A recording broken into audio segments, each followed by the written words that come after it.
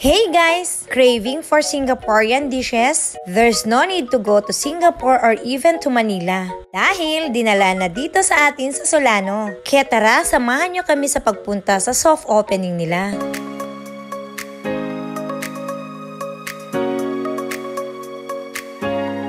Hello everyone! For today's vlog ay papunta nga tayo sa soft opening ng Hawker Chan. Few days ago, nakareceive nga tayo ng invitation. Hoy, nagulat ba kayo? Ako rin kasi nagulat and at the same time flattered. Pero mas excited ako kaya nito kasi makakasama ko na naman yung mga co-content creators ko dito sa Nueva Vizcaya. Kasama ko nga pala si Kulit's Vlog and even Ma'am Aznet Ariola. Nagpasakay nga sa amin dito sa rides nila. After nga nila kami madaanan dito, papunta naman na kami sa venue. And few minutes drive nakarating na kami dito. Kanya ang Hawker Chan ay located sa Shell Gasoline Station dito sa Baskaran, Solano, Nueva Vizcaya. And along National Highway nga lang. Pagkababa nga namin ng sasakyan, diretso naman na kami dito sa registration area. Dito nga, na-meet namin si Sir Joshua. Siya yung nag-invite sa amin dito sa event. Dito na rin pala yung mga kasama naming ibang mga content creators. Nag-fill up na nga pala kami ng information namin dito para makakuha nga din ng pass.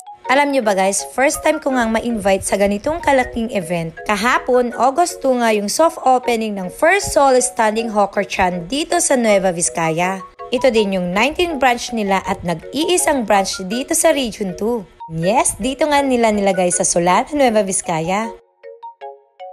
Ilang minuto nga lang at start na yung program. Kanya-kanya na naman kaming place kung paano makakakuha ng good spot for videoing.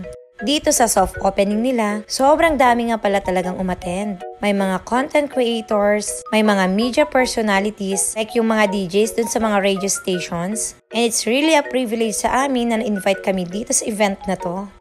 First part of the program, inspirational messages, introduction of the honors, and of course, preparing for the ribbon cutting.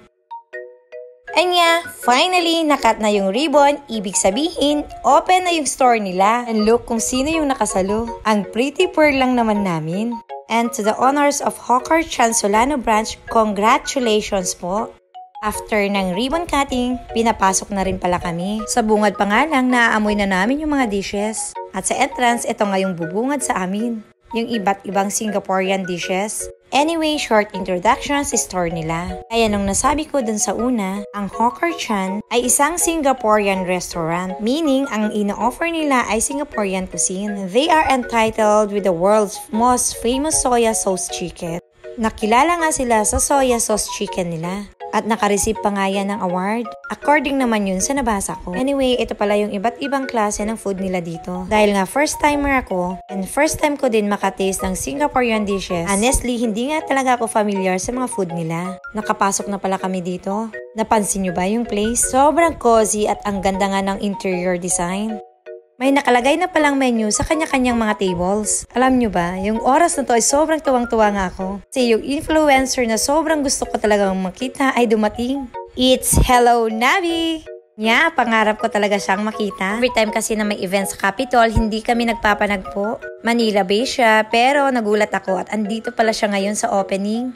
Tama na yung pagkakilig ko. Dahil sinaserve na nga yung food namin. Hindi ko pa nga yan natitikman, pero mukha na siyang masarap. Dahil content creators kami, alam nyo na yung setup. Bago kumain, mag-take ng videos, pictures, etc. Bigla ko nga na-miss ang mag-chopstick. Kaya for today's food trip, ay tayo gagamit ng chopstick. Alala ko tuloy yung unang gamit namin ng chopstick sa Japan noon. First timer, nagtatalsikat. Pero sabi nga nila, practice makes perfect. Una ko nga palang tinikman tong stir-fried noodles nila. Alam nyo bang sobrang nagustuhan ko yan? Mahilig kasi talaga ako sa pansit. And next, tong masos nilang pork meat.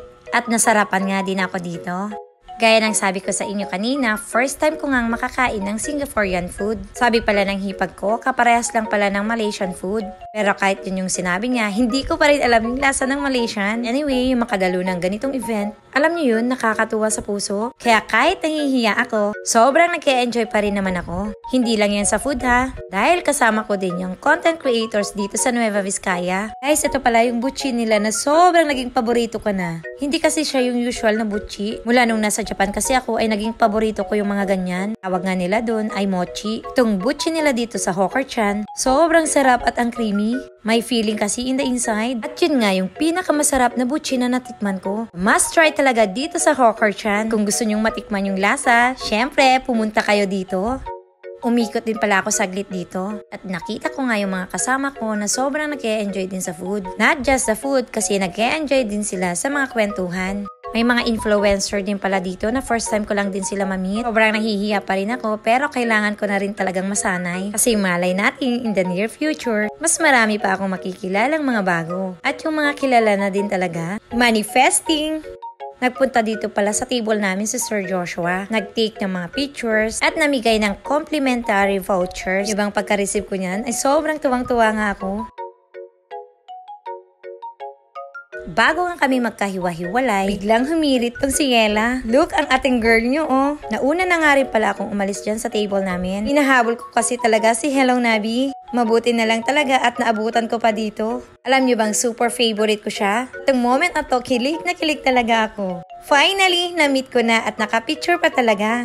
Paglabas namin dito, may nakita nga kaming nagpapalipad ng drone. Sino pa ba kundi ang drone guy namin? Si Sir Craggy Martinez. Bago nga pala kami magkahiwa-hiwalay, kanya-kanyang take muna ng videos, ng pictures dito sa labas ng store.